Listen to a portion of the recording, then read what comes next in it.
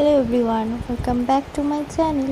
তোমরা সবাই কেমন আছো? আশা করি সকলেই খুব ভালো আছো, সুস্থ আছো। আর আমি যখন ভয়েস ওভার দিচ্ছি তখন আমাদের মানে তখন আর কি